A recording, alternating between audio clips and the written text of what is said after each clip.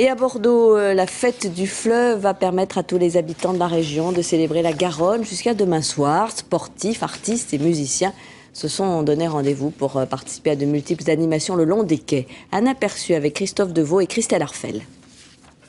Oui, c'est-à-dire que c'est sur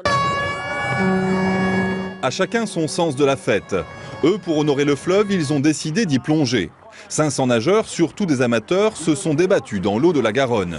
1700 mètres à parcourir d'une rive à l'autre, en luttant contre le courant dans une eau brune qui oblige à nager à l'aveugle.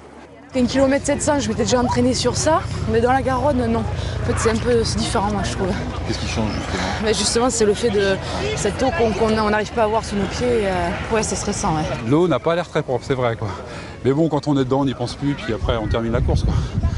Mais c'est vrai que c'est agréable à faire et à refaire.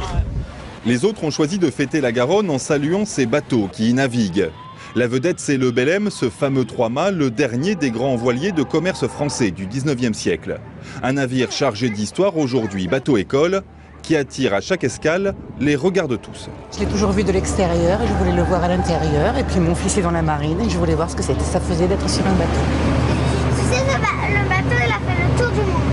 Il a fait le tour du monde de 1923-1924 quand il était à son époque irlandaise. Il a appartenu à Guinness en 1921. Il a fait un tour du monde juste quelques années plus tard.